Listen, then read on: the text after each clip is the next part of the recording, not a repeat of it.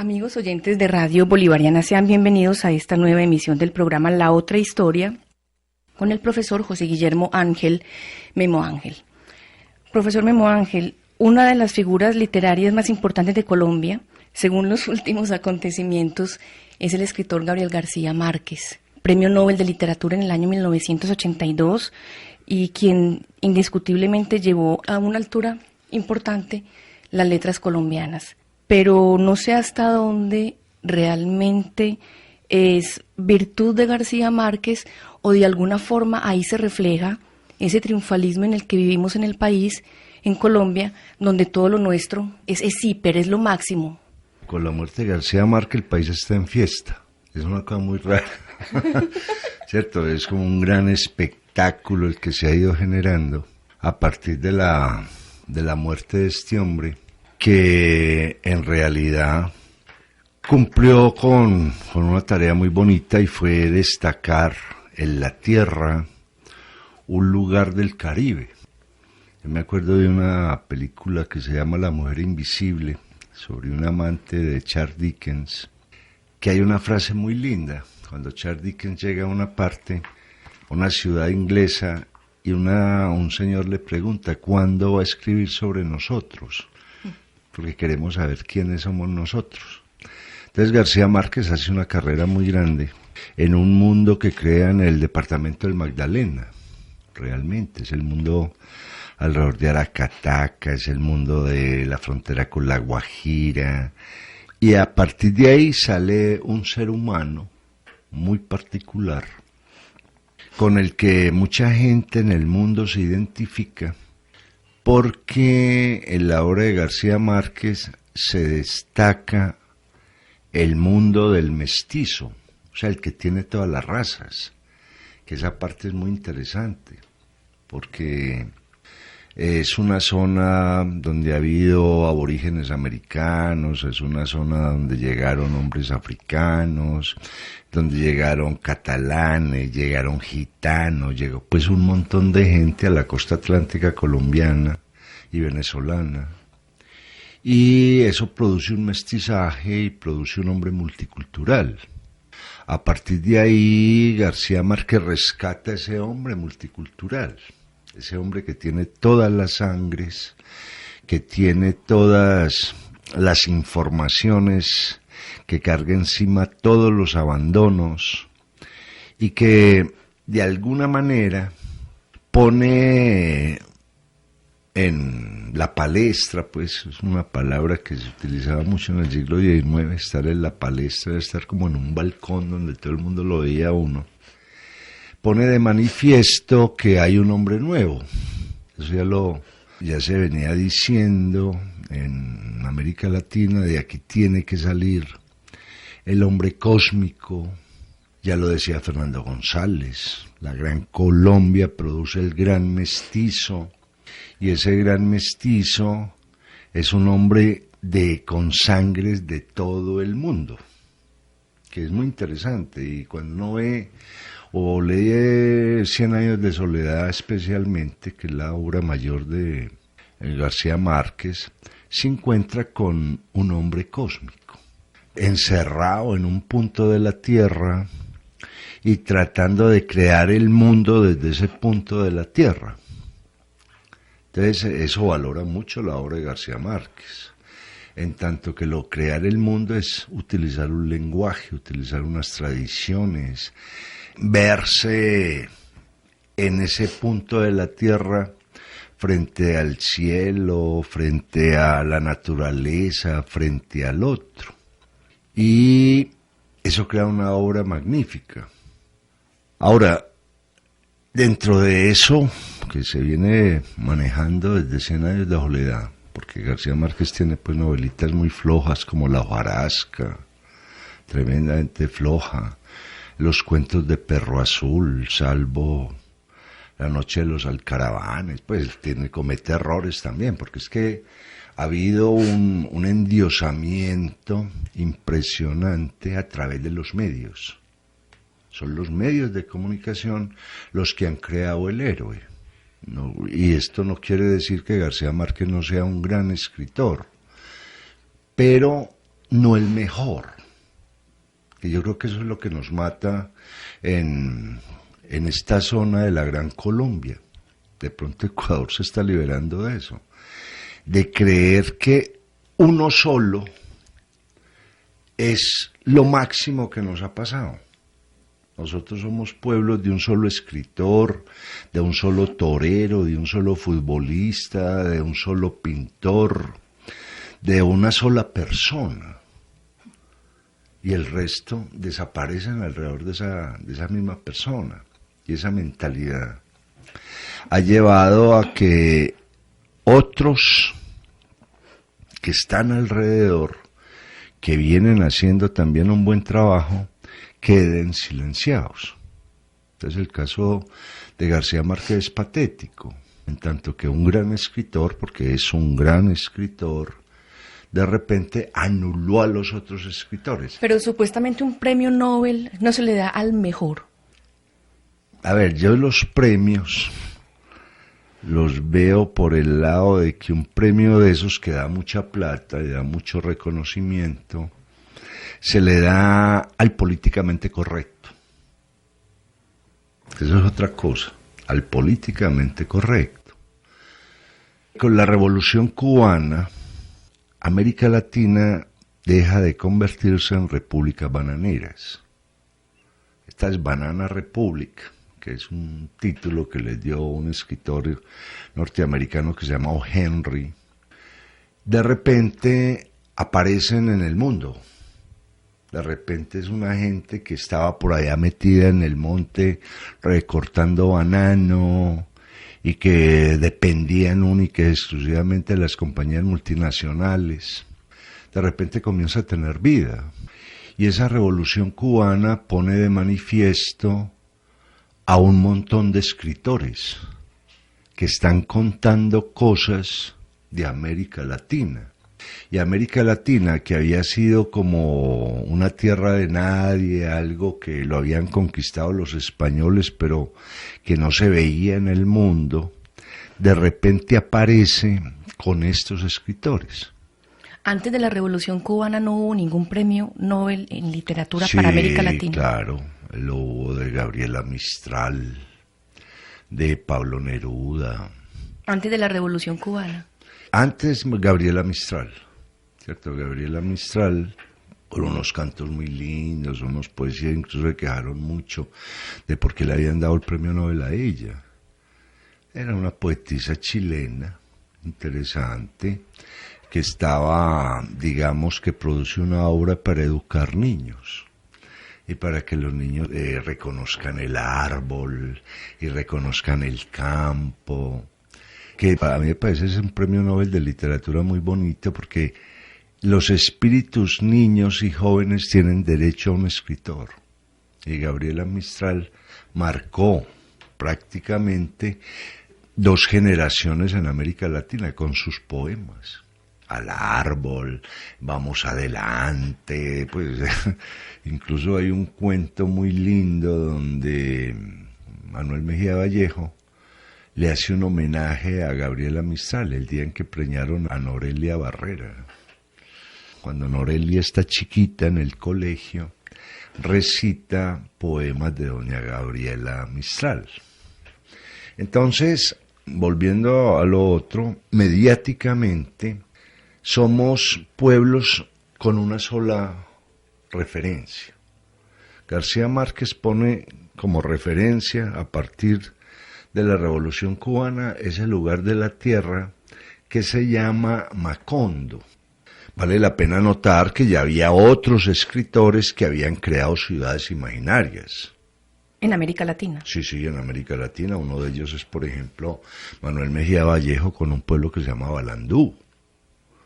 Y como en Malandú se dan un montón de actos mágicos y cosas tremendas. Onetti crea Santa María en el Uruguay. Ya el mismo Carrasquilla había creado otro que se llama Pueblo de Oro o algo así, si no estoy mal. O sea, las ciudades imaginarias que todas provienen de ese mundo que va a crear Cervantes con la Isla Barataria, que es donde se dan un montón de acontecimientos y como no tienen un lugar geopolítico determinado, como no hacen parte de la geografía, como no están historiados, se ganan ese mundo en la tierra, se ganan ese espacio en la tierra. Entonces con la Revolución Cubana aparecen Gabriel García Márquez, aparece Cortázar, aparece Vargas Llosa, aparece José Donoso, y se empiezan a conocer hombres muy importantes como Alejo Carpentier en Cuba, como don José Lezama Lima. De hecho, cuando hay un escritor brasileño que nunca fue políticamente correcto para ese tipo de premios, que se llama don Jorge Amado, que va a narrar toda la cultura del nordeste brasilero, de la ciudad de Bahía, y de Ilhéus, y de todo ese mundo de los cacaotales. Entonces, parte de lo que influye en darle el premio a Gabriel García Márquez es que con la Revolución Cubana había aparecido una cosa que llama el Caribe. ¿Pero qué es el Caribe? Habían libros entre literatura e historia que narraban el Caribe como los de Alejo Carpentier, el reino de este mundo, por ejemplo, el levantamiento de los grupos negros haitianos contra Francia, un dictador que se llama Christophe. Había otro premio Nobel previo a García Márquez que se llama don Miguel Ángel Asturias. Y Miguel Ángel Asturias escribió un libro que se llama El Señor Presidente, otro que se llama Los Hombres de Maíz, otro que se llama Leyendas de Guatemala. Y entonces, pero no había como una visión que juntara, ¿cierto? A centroamericanos, con brasileños, con venezolanos, con colombianos.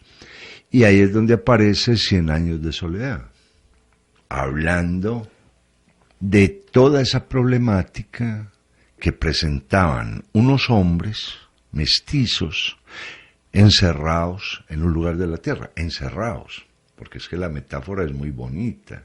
Cuando Aureliano tratan de salir al mar y se encuentran por ahí un galeón lleno de flores amarillas y bueno, un montón de cosas. Entonces, claro, aparece García Márquez y de alguna forma resuelve el espíritu de ese mestizaje.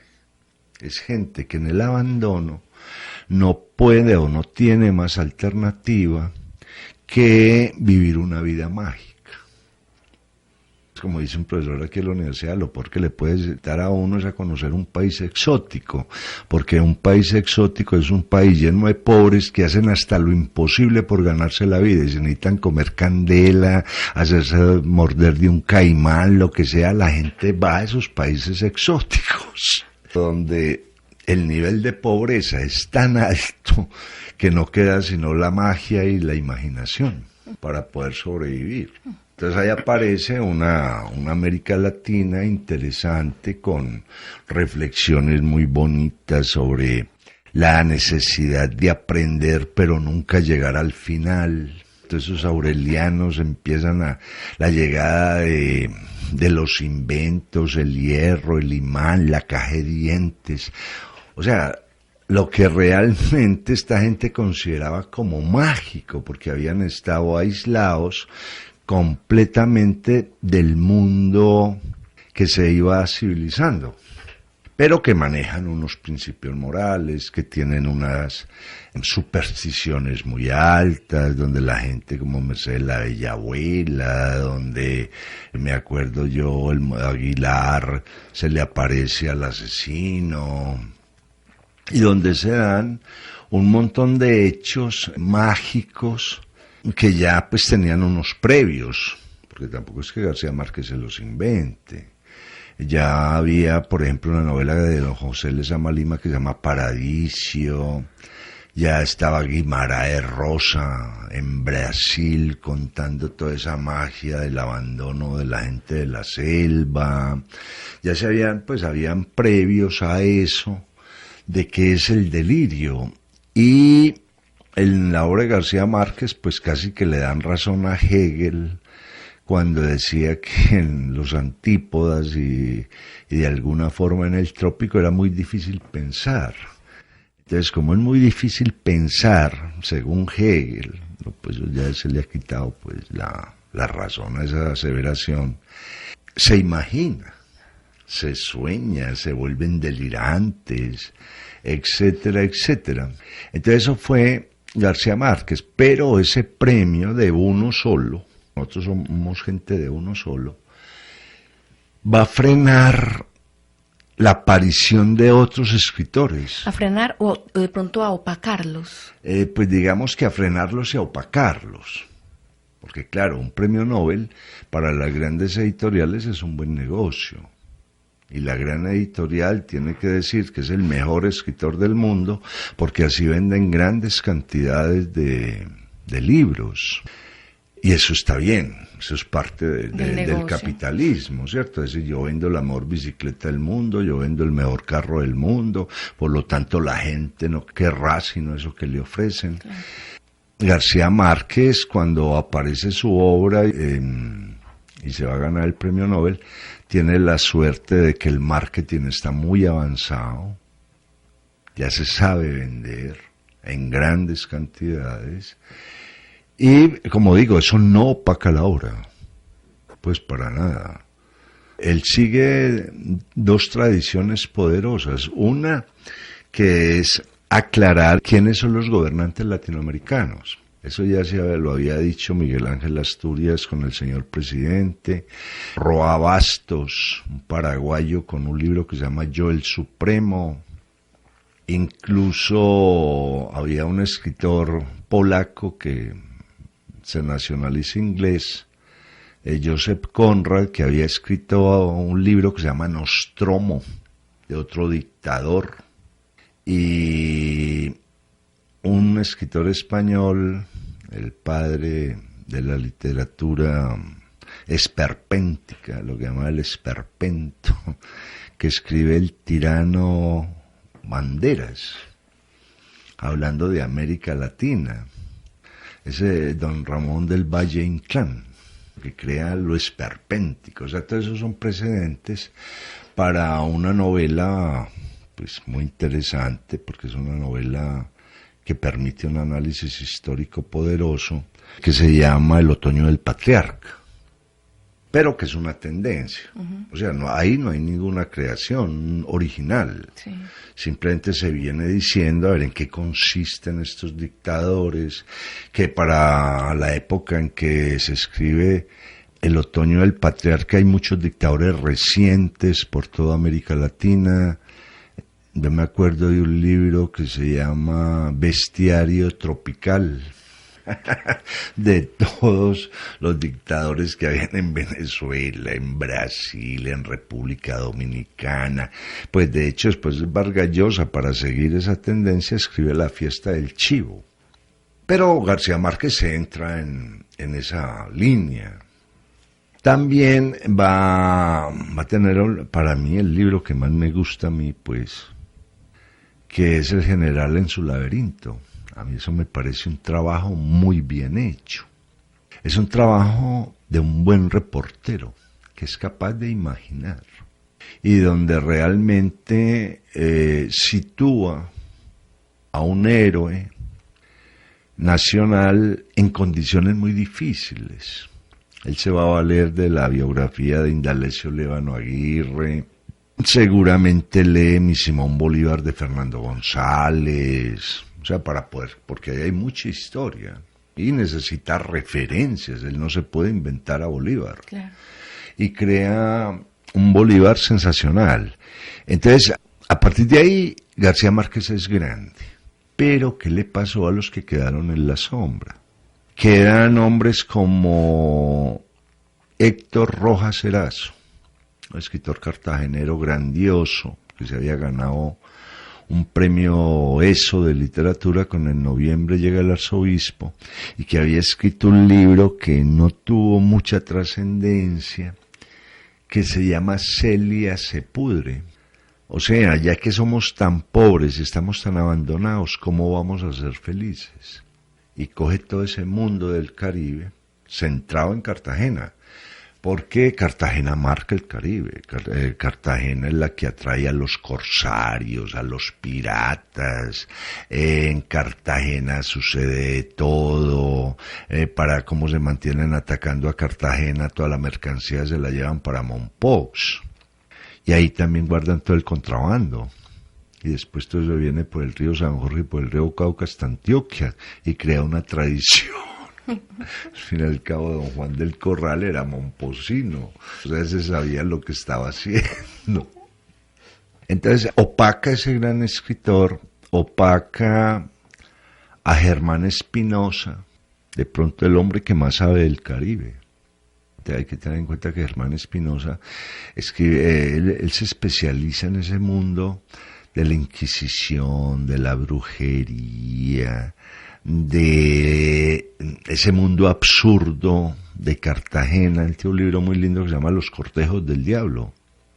Y otro que es grandioso, pero que, como digo, le cuesta subir a ese libro, y apenas logra una traducción al francés, que se llama La Tejedora de Coronas, donde Germán Espinosa, que era un hombre muy culto, tremendamente culto, y aquí me van a matar pues los que quieran a García Márquez no era culto, era un hombre que no hubiera resistido a una discusión fuerte y profunda sobre cosas que no fueran políticas. O sea, la política puede meter cualquiera y alegar, pero vamos a hablar de ciencia, vamos a hablar de zoología. No, Germán Espinosa sí. Germán Espinosa, en La Tejedora de Coronas, va a tratar de definir qué pasa con el mundo de la ilustración en el Caribe. ¿Qué sucede, cierto? En ese siglo XVIII, principios del XIX, en el Caribe, esas ideas cómo nos llegan, cómo las logramos entender, las entendemos, no las entendemos, las transformamos, nos hacen ver cosas que no existen, como el famoso planeta verde pues que aparece en la novela. Ahora, aquí aclaro, lo de la cultura, hay grandes escritores que no han sido muy cultos y que logran grandes obras, porque tienen mucho que contar. Pero si uno compara, por ejemplo, hay un hombre que se ha preocupado por la cultura en gran medida, que es Vargas Llosa. Vargas Llosa tiene unos ensayos espectaculares. De hecho, parte de la gloria de García Márquez fue un libro que escribió Vargas Llosa que se llama La historia de un deicidio. Eso es un estudio profundo sobre lo que significa 100 años de soledad. Y Vargas Llosa va a tener un estudio sobre Madame Bovary, pero espectacular, que se llama La orgía perpetua. Entonces ahí hay un hombre culto, un hombre que sabe desarmar libros, que conoce de literatura, que conoce de filosofía, que conoce de un montón de cosas. García Márquez no llegó allá. García Márquez es un excelente narrador, pero no, a pesar de que lo metieron en el Consejo de los Sabios, él con su forma de calificar, él creaba ideas muy claras, ideas a veces que daban muy duro, pero le faltaba el sustrato de una gran cultura que sí tenían Germán Espinosa, que sí tenían Rojas Erazo. Opacó también, o los medios opacaron, porque es que no es García Márquez simplemente cumplió con su tarea de ser escritor, claro, y de vender grandes cantidades y de aprovechar eso que él se había ganado para interesarse en el cine, interesarse pues en un montón de cosas que él ya conocía en México, y darle un mayor desarrollo. Entonces opaca a un escritor antioqueño muy poderoso que era Manuel Mejía Vallejo. Aquí me van a matar también muchos, me van a decir envidiosos, usted porque están envidiosos, todas las cosas pues que aparecen cuando uno no está de acuerdo con la masa. Y es en la obra de García Márquez es muy difícil rastrear un gran conflicto humano. Ahí todo es muy mágico, pero no hay un gran conflicto. O sea, ¿y por qué tendría que haber un conflicto? Porque eso es lo que marca la gran literatura, eso es lo que la hace memorable. Una vez se lee a usted Crimen y Castigo, es muy difícil que usted no sepa que es un arrepentimiento y que es un error. Y lo que es peor, o algo que no se analiza en América Latina, ¿qué significa matar a otro? ¿Qué hay ahí?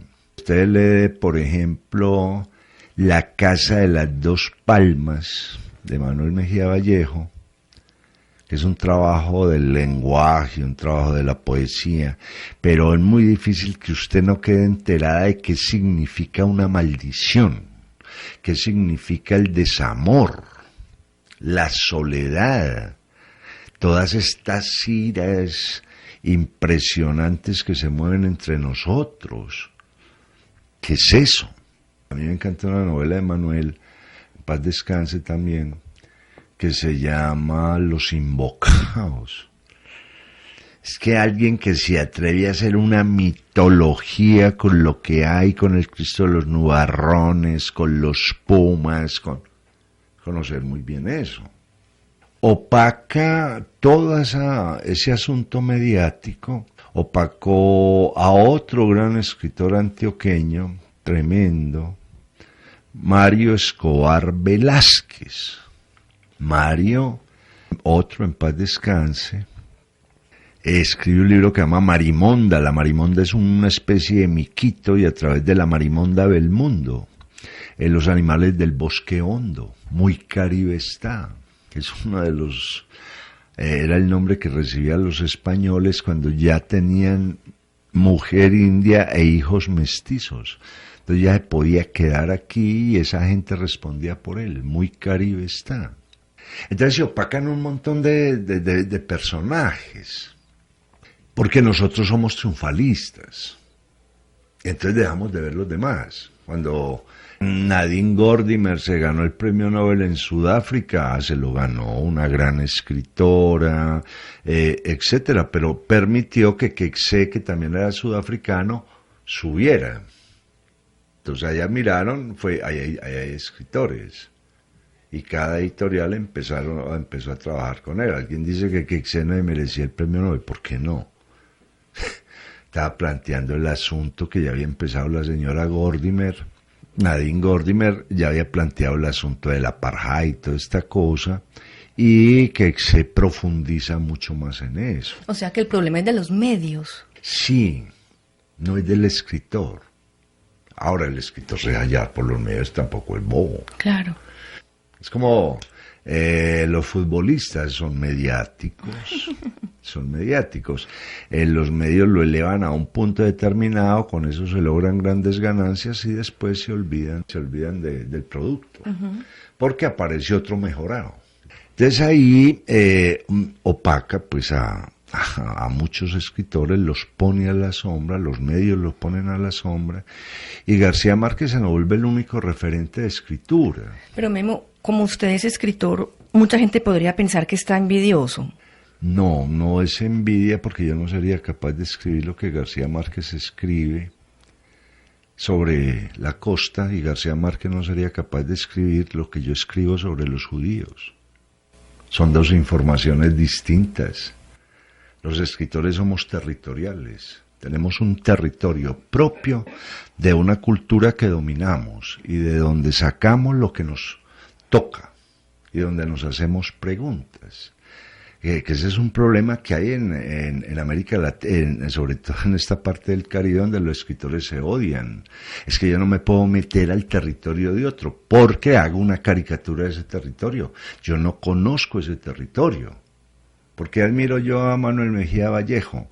Porque me dijo que era un antioqueño del suroeste. Pero entonces en ese orden de ideas, Memo, un antioqueño no se sentiría identificado con ese Caribe que narra García Márquez. No, a ver, ese punto que acaba de tocar es maravilloso, porque Colombia es un país de países, nosotros somos colombianos por cédula, no por identidad.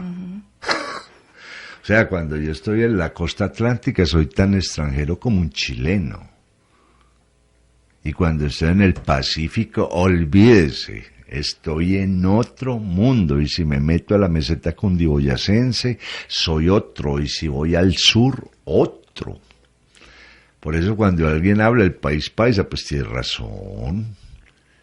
Ahí hay una cultura sentada, pero si se avanza más, desaparece esa cultura, aparecen otras cosas. Lo que pasa es que hoy en día hay más movilización, y al haber más movilización las culturas se juntan. Pero un antioqueño tradicional hace 30 años no hubiera admitido un vallenato por nada del mundo. Eso era otra cosa para él. Claro. Ahora es que van llegando y entonces hay personas de la costa acá, otros, y empieza a haber gente como los alemanes a los que les encantaba el jazz, por ejemplo, porque llegó el jazz allá, pero no a todos los alemanes. Seguimos mestizándonos. Sí, sí, claro. Entonces a partir de ahí, toda esa literatura, los escritores son territoriales. O sea, a mí me encanta Tomás González. Tomás González es territorial completamente, él es Envigado y lo que le pasa a la gente de Envigado y a los abogados que toman trago y a los que montan negocios de los que fracasan. A eso lo tiene él muy claro. Como la novela del Sol Negro de Papá de Reinaldo Spitaleta, eso es espectacular, eso es América Latina situada en Bello. En Bello. En Bello, Antioquia. En Bello, Antioquia, y ahí no sale. Es que eso de alguna forma lo aprendieron muy bien los escritores latinoamericanos con un escritor del sur de los Estados Unidos que se llama William Faulkner. Faulkner narró el sur de los Estados Unidos. A Faulkner lo trajo a la cueva en Barranquilla y García Márquez y todos los que estaban ahí fue en Mayor, se asombraron. Se trajo a William Faulkner, Álvaro Cepeda Zamudio. Álvaro Cepeda Zamudio era un hombre muy culto, un hombre que vivía en Nueva York, que hacía periodismo bueno, y les enseñó quién era William Faulkner. Por eso hay un libro de García Márquez, La hojarasca, que toma como modelo a un libro de William Faulkner que se llama Mientras agonizo. Mientras agonizo es un libro donde se mira una situación desde 7 caras distintas, con como 7 cámaras de televisión, pero narrando cada uno el hecho desde un ángulo distinto, desde un plano distinto. Él hace la hojarasca más o menos tratando de hacer eso. Por eso la hojarasca tiene fallas. Entonces, no, eso no es para ponerse mal. Aquí hay gente, por ejemplo, que no le gusta una señora que se llama Ángela Becerra. Ángela Becerra es muy exitosa en novelas de amor. Ese es su territorio y conoce los procesos de amor y qué sucede ahí. Es que eso hay que aclararlo. Por eso es tan peligroso un solo escritor, porque niega las otras realidades. Que aquí hay un montón de realidades. Aquí hay una gente que, a ver, Medellín es Medellín, no. Medellín tiene barrios y cada barrio es una vida. Eso lo definía muy bien un premio Nobel egipcio, Naguib Mahfouz, cuando toda su obra se centra en 2 calles de un barrio. Y de ahí salió un premio Nobel. Todo lo que había en esas 2 calles. Incluso ya muy viejito, va a escribir a los 81 años, que a mí me asombró, una obra maravillosa que se llama Las noches de las 1001 noches. Una cosa tremenda, una reflexión sobre el mundo del Cairo. Y va a tener la trilogía del Cairo, bueno, un montón de cosas. Entonces, yo no puedo ver a Colombia a partir de García Márquez, no se puede ver. Yo veo la costa y un pedazo de la costa. En la Caribe. La no Caribe. Es lo mismo que la Pacífica. Eso por un lado. Y veo la costa cerca a La Guajira, porque eso no es el Chocó ni es Urabá. Para nada. Eso es otra cosa. Cuando Mario Escobar Velázquez dominaba ese mundo de Urabá, Él para publicar sus libros con un amigo, un nombre muy bello para una editorial, Tule. Ah, completamente. Claro, y los indígenas Tule, claro, Urabá. los Tule eran los que manejaban eso. Sí. Entonces era como un homenaje a esa etnia Tule. Yo les voy a contar lo que yo sé de Urabá.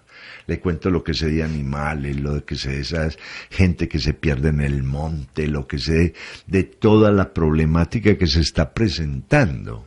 Ese mundo no lo aborda Gabriel García Márquez porque no sabe de él. Es que no me puedo saber todos los mundos, ¿cierto? Y Manuel Mejía Vallejo coge el suroeste.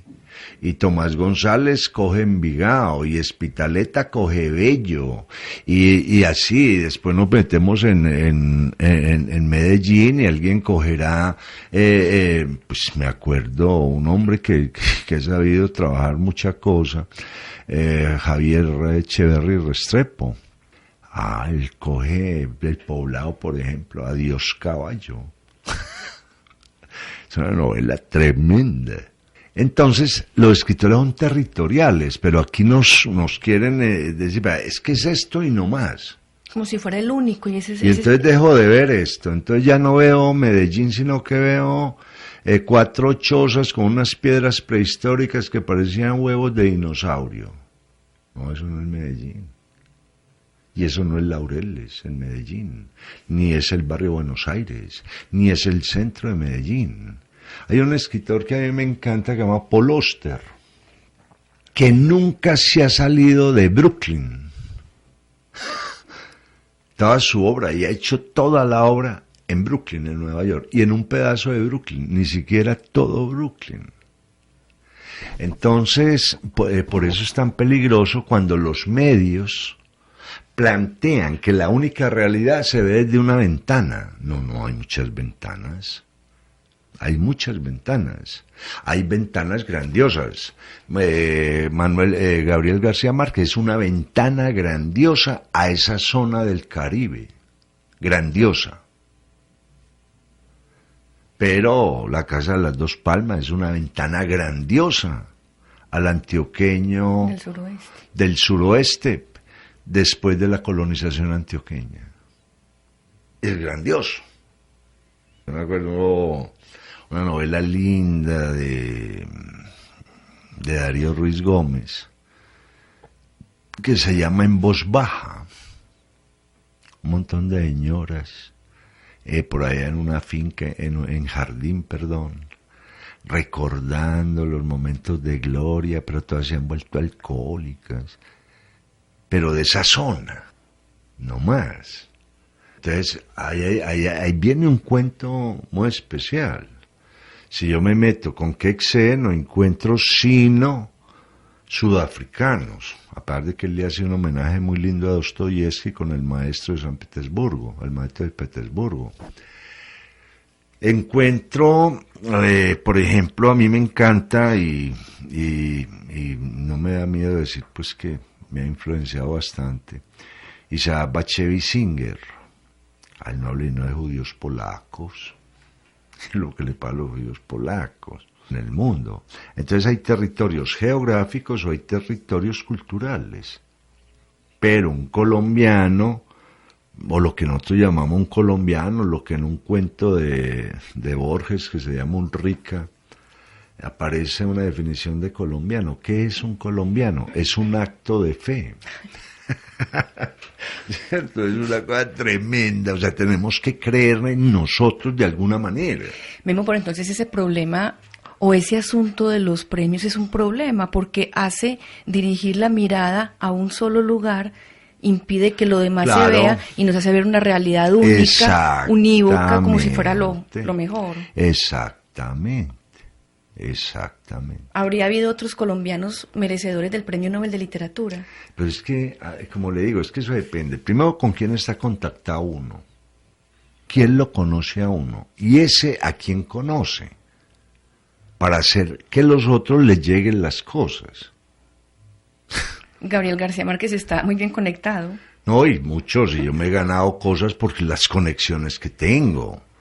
Si no de otra manera me conocerían. Yo me acuerdo un gran escritor español que se llama Ignacio Aldecoa. Ignacio Aldecoa es una hechura de la mujer, de Josefina Aldecoa. Esa sí conocía gente. Y tranquilo, Ignacio, espérese y verá. Está bien conectado, porque es que nosotros creemos que esos premios caen al azar, o que eso de lo no, dígame qué conexiones tiene. No, la gente cree que esos premios son efectivamente al mejor en ese oficio. Al mejor en ese oficio, en ese momento políticamente correcto. Porque entonces viene el asunto, ¿por qué no le lo dieron a otro que también era igual de grande? ¿Por qué nunca le dieron el premio Nobel a don Jorge Amado? Por ejemplo, cuando se le da, hay un momento políticamente correcto, que es los 200 años de América. Hombre, es interesante premiar un escritor latinoamericano. Busquémoslo, está Vargas Llosa. Vargas Llosa es un hombre que domina una zona que identifica mucho a América Latina, que es el Perú. O sea, una novela como Catedral en la... Conversación en la Catedral, ese es un mapa para ir a Lima, todo lo que es el mundo de Lima, pero él no se quedó en Lima, también se fue para Iquitos. ¿Quién mató a Palomino Molero? Y se plantean el Ituma en los Andes, o sea, es un hombre que domina esa cultura. Entonces, es buenísimo, es un especialista en el mundo del Perú y es políticamente correcto. Por eso el premio Nobel, que la gente dice, ¿cómo le lo dieron a un poeta que no conoce nadie y que muchas veces no trasciende? ¿Qué es el asunto de lo políticamente correcto? Lo políticamente correcto es lo que es importante en ese momento en el mundo y lo que tiene una altísima credibilidad. Eso es lo políticamente correcto. En ese momento es importante. Los 200 años de América son importantes. 200 años de la independencia americana son tremendamente importantes. Ahora, ¿quién hay ahí bien bueno? Bien bueno, porque no puede ser bueno ni amigo de la Academia Sueca. No, ¿quién es bien bueno? A este señor es muy bueno. Muy bueno. Entonces el alegato de ¿por qué le dan a unos a otros? No, hay unos que son más políticamente correctos. Para un mundo como el mundo mediatizado en el que nosotros vivimos, saber de América es importante. ¿Quién tiene una buena visión de Sudamérica? La tiene Vargas Llosa, listo, no hay problema. Y él responde con una calidad espectacular para ese mundo del Caribe. En ese momento, que además hace parte de la Guerra Fría, ¿quién define el Caribe, pero de manera grandiosa? García Márquez, listo, le damos el premio. Aunque pareciera que a usted le gusta más Vargas Llosa que García Márquez. A ver, realmente, si a mí me dicen del Caribe, me gusta más que cualquiera Germán Espinosa. Si me dicen de los Andes, me gusta más Manuel Mejía Vallejo que Vargas Llosa. Pero, si me quiero ir al Perú, me leo un montón de cosas de Vargas Llosa, porque están muy bien escritas y me sitúan en el Perú. Pero eso no quiere decir que voy a desconocer a los escritores argentinos, por ejemplo. Y ahora hay uno que en Argentina que es tremendo, que es Caparrós. Es un gran periodista, pero se ha metido en la literatura con una fuerza. Y hay un libro de él que me lo sueño, pero no lo he podido conseguir, que se va a narrar todos esos pueblos argentinos que no le importan a nadie. ¿Quién es la gente ahí? Entonces sí, los escritores, vuelvo y digo, son territoriales. No hay uno que esté por encima de todos.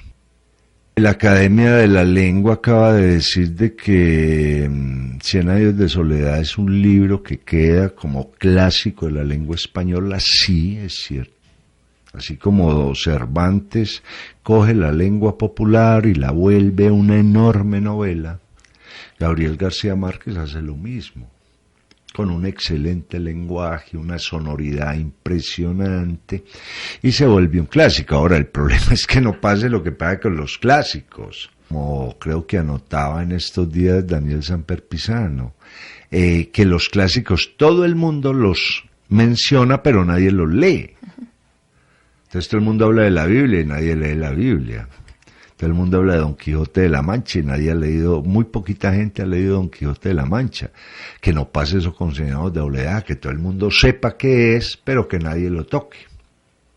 Y esto es lo que da, pues, digamos, el evento que ha pasado ahora, con la muerte de Gabriel García Márquez.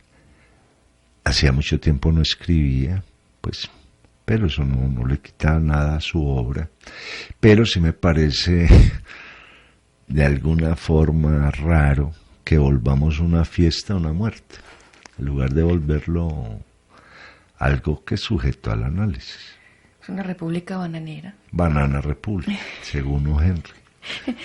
Así hemos llegado al final del programa La Otra Historia con el profesor José Guillermo Ángel, Memo Ángel, quien en esta ocasión se ha referido al tema de Gabriel García Márquez.